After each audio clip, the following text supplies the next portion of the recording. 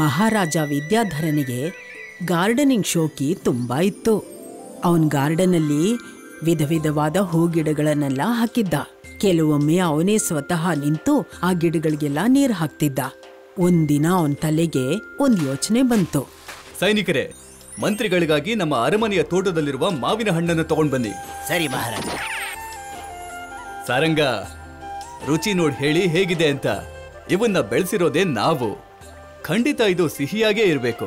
ನೀನು ತಗೋ ಲಾಲ್ಚಂದ್.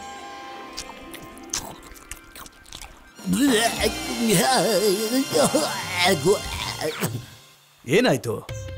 ಮಾವಿನ ಹಣ್ಣು ತುಂಬಾ ಸಿಹಿ ಇದೆ ಮಹಾರಾಜ. ಆದ್ರೆ ಬಾಯಲ್ಲಿ ಹುಳ ಏನಾದ್ರೂ ಬಂದು ಸೇರ್ಕೊಂಡ್ಬಿಟ್ರೆ ಕಷ್ಟ. ಅದಕ್ಕೆ ಹೋಗಿ ಬಾಯಿ ತೊಳ್ಕೊಂಡ್ ಬಂದ್ಬಿಡ್ತೀನಿ.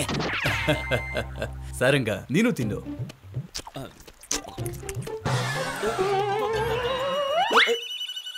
ಏನಾಯ್ತು ಸಾರಂಗ? ಮಹಾರಾಜ್ರೆ, ಇದಂತೂ ತುಂಬಾ ಹುಳಿ ಇದೆ. ರಾಜನ್ಗೆ ತುಂಬಾ ಇಷ್ಟ ಆಯ್ತು ಸಾರಂಗ ಮಾವಿನ ಹಣ್ಣುಗಳ ಬಗ್ಗೆ ನಿಜವಾದ ಸಂಗತಿಯನ್ನ ಹೇಳಿದಿಕ್ಕೆ. ಇದ್ದಿದ್ದನ್ನೇ ಅವನು ಹೇಳಿದ್ದು. ಮಹಾರಾಜ ನಿರ್ಧಾರ ತಗೋತಾನೆ. ವಿಜಯನಗರದಲ್ಲಿ ಇಂಥ ವ್ಯಕ್ತಿಗಳನ್ನ ಹುಡುಕಿ ಅವ್ರಿಗೆಲ್ಲ ಬಹುಮಾನ ಕೊಡಬೇಕು ಅಂತ. ಆದ್ರೆ ಹೇಗ್ ಕೊಡೋದು? ವಾ ಮಂತ್ರಿಗಳೇ ವಾ, ನೀವು ಇದನ್ನ ವಿಜಯನಗರದಲ್ಲಿ ಘೋಷಿಸ್ಬಿಡಿ. ಮಹಾರಾಜನ್ ತರ ಮೋಹನನ್ ಮಗ ರಾಜುಗೂ ಕೂಡ ಗಾರ್ಡನಿಂಗ್ ಮಾಡೋದು ಅಂದ್ರೆ ತುಂಬಾ ಇಷ್ಟ. ಅವನು ಕೂಡ ವಿಧ ವಿಧವಾದ ಹೂ ಗಿಡಗಳನ್ನ ಬೆಳೆಸಿದ್ದ.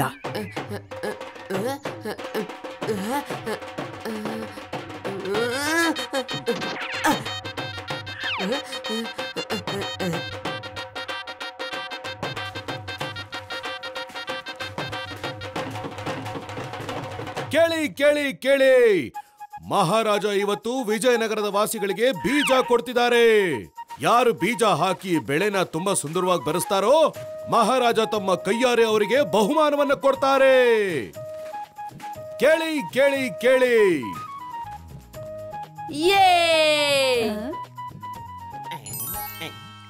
ನೀರಲ್ಲ, ನಾನು ಈ ಗಿಡಕ್ಕೆ ತುಂಬಾ ಚೆನ್ನಾಗಿರೋ ತುಪ್ಪ ಹಾಕ್ತೀನಿ.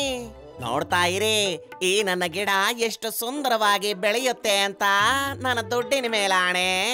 ಆದ್ರೆ ಮಹಾರಾಜರು ಬೀಜ ತಗೊಂಡ್ ಬಾ ಅಂತ ಹೇಳಿದ್ರಲ್ವಾ? ಅಯ್ಯೋ, ಇದು ನನ್ನ ಕನಸ. ಊರಿನ ಜನಕ್ಕೆಲ್ಲ ಮಹಾರಾಜ ಬೀಜಗಳನ್ನ ಹಂಚ್ತಾನೆ. ಅಲ್ಲಿ ಬಂದಿರೋ ಜನಗಳಲ್ಲಿ ಒಳ್ಳೆ ವ್ಯಕ್ತಿಗಳು ಯಾರು ಅಂತ ಹುಡ್ಕೋದಿಕ್ಕೆ. ರಾಜುಗೂ ಅದಕ್ಕೂ ಯಾವುದೇ ಸಂಬಂಧ ಇರಲಿಲ್ಲ. ಆದ್ರೆ ರಾಜು ಆ ಬೀಜ ತಗೊಂಡು ತುಂಬಾ ಖುಷಿ ಪಟ್ಟ. ಅಪ್ಪ, ಮಹಾರಾಜ ಬೀಜ ಕೊಟ್ಟಿದ್ದಾರೆ. ಅದ್ರ ಹೂವ ಎಷ್ಟು ಸುಂದರವಾಗಿರುತ್ತಲ್ವಾ? ನನ್ ತೋಟ ಇನ್ನ ಚೆನ್ನಾಗಾಗುತ್ತೆ. ಮಹಾರಾಜ ಬೀಜ ಕೊಟ್ಟು 10 ದಿನಗಳಾಗಿತ್ತು. ಪಾಟಲ್ಲಿ ಗಿಡ ಬರೋದಿರ್ಲಿ, ಒಂದ್ ಸಸಿ ಕೂಡ ಬಂದಿರ್ಲಿಲ್ಲ. ಎಲ್ರೂ ತುಂಬಾನೇ ತಲೆ ಕೆಡಿಸ್ಕೊಂಡ್ಬಿಟ್ಟಿದ್ರು. ಏನ್ ಮಾಡ್ತಾ ಇದ್ದೀರಾ? ತುಪ್ಪ ಹಾಕೋದ್ರಿಂದ ಗಿಡ ಹುಟ್ಟುತ್ತೇನೋ? ಅಯ್ಯೋ, ಯಾಕೆ ಸಾಧ್ಯ ಇಲ್ಲ? ನನ್ನ ದುಡ್ಡಿನ ಮೇಲಾಣೆ. ನಾನು ಗಿಡ ಬೆಳೆಸ್ಲಿಲ್ಲ ಅಂದ್ರೆ ನನಗೆ ಹೆಸರು ಹೇಗೆ ಬರುತ್ತೆ? ನಾನ್ ಹೇಳ್ತೀನಿ, ಆ ಕಾಗದದೊಳಗಡೆನೆ ಮುಳುಗ್ ಹೋಗಿರ್ತಿರೋ ಇಲ್ಲ ಎದ್ದು ನೋಡ್ತಿರೋ. ಕುಂಡದಲ್ಲಿ ಗಿಡ ಹುಟ್ಟಿಲ್ಲ. ಅದಕ್ಕೆ ನಾನ್ ಮಣ್ಣು ಕೈ ಹಾಕಿ ಗಿಡನ ಬೆಳೆಸ್ಲಾ? ಅದಕ್ಕೆ ಸರಿಯಾಗಿ ನೀರ್ ಹಾಕಿದ್ಯೋ ಇಲ್ವೋ? ಎಲ್ರೂ ಕೂಡ ಗಿಡ ಬೆಳಿಲಿಲ್ಲ ಅಂತ ತಲೆ ಕೆಡಿಸ್ಕೊಂಡ್ಬಿಟ್ಟಿದ್ರು. ಇಲ್ ನೋಡಿದ್ರೆ ರಾಜು ತುಂಬಾ ಪ್ರಯತ್ನ ಪಡ್ತಿದ್ದ. ಅಪ್ಪ, ಗಿಡ ಎಷ್ಟೊತ್ತಿಗಾಗ್ಲೇ ಬರ್ಬೇಕಿತ್ತು ಅನ್ಸುತ್ತಲ್ವಾ? ಮಹಾರಾಜರು ಕೊಟ್ಟಿದ್ದಾರೆ ಅಂದ್ರೆ ಯಾವ್ದಾದ್ರು ಒಳ್ಳೆ ಬೀಜನೇ ಕೊಟ್ಟಿರ್ಬೇಕು. ನೀನು ಸ್ವಲ್ಪ ಕಷ್ಟ ಪಡಬೇಕಾಗತ್ತೆ. ಹಾ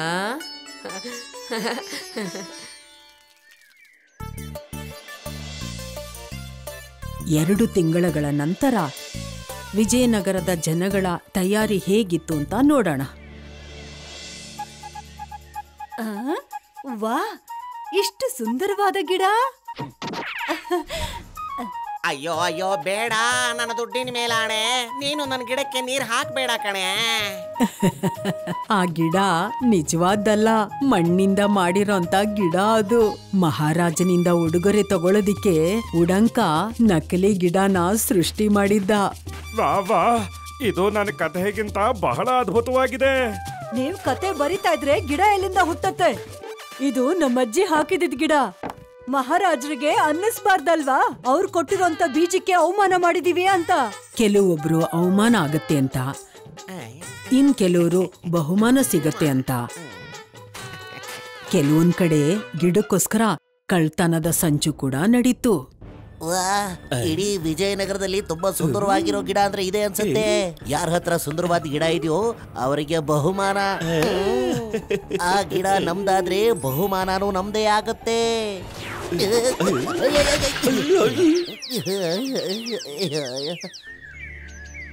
ಕೊನೆಗೂ ಆ ದಿನ ಬಂದೇ ಬಿಡ್ತು.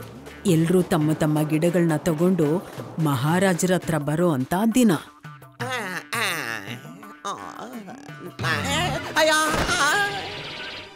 ಎಲ್ಲೋಯ್ತು ಎಲ್ಲೋಯ್ತು ಎಲ್ಲೋಯ್ತು ನನ್ನ ಗಿಡ, ಎಲ್ಲೊಟ್ಟೋಯ್ತು?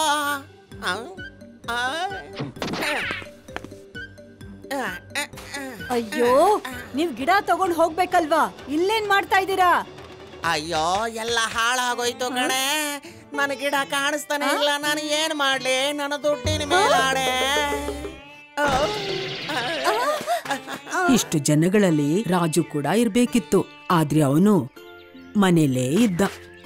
ನಾನ್ ಬರೀ ಮಣ್ಣು ತಗೊಂಡ್ ಹೋಗಿ ರಾಜರಿಗೆ ಏನಂತ ಹೇಳಿ? ಅವ್ರಿಗೆ ಹೇಳು, ಮಹಾರಾಜ ನಾನ್ ತುಂಬಾ ಕಷ್ಟಪಟ್ಟಿದ್ದೆ, ಆದ್ರೆ ಗಿಡನೇ ಬರ್ಲಿಲ್ಲ ಅಂತ.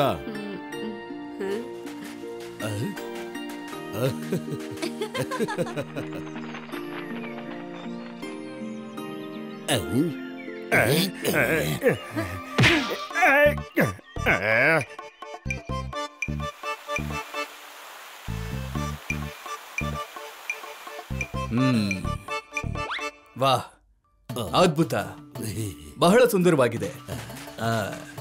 ವಾಹ್, ಸುಂದರವಾಗಿದೆ, ಬಹಳ ಸುಂದರವಾಗಿದೆ. ನಿಂತ್ಕೊಳ್ರೋ, ನನ್ ಗಿಡ ನನ್ಗೆ ವಾಪಸ್ ಕೊಟ್ಬಿಡ್ರೋ.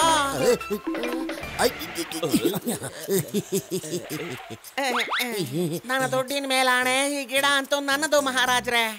ಇವನ್ ಸುಳ್ಳು ಹೇಳ್ತಾ ಇದ್ದಾನೆ ಮಹಾರಾಜ, ಇದು ನಮ್ಮ ಗಿಡ. ಮಂತ್ರಿಗಳೇ,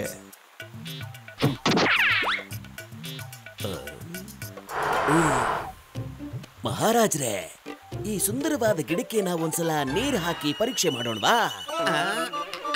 ಅಯ್ಯೋ, ಈ ಗಿಡ ನಂದಲ್ಲ ಮಹಾರಾಜ್ರೆ. ಅಯ್ಯೋ, ಈ ಗಿಡ ನಮ್ದಲ್ಲ, ಇದು ಇವ್ರದು ಮಹಾರಾಜ. ಅಯ್ಯಯ್ಯೋ, ಅಯ್ಯೋ ಅಯ್ಯೋ, ನನ್ನ ದುಡ್ಡಿನ ಮೇಲಾಣೆ.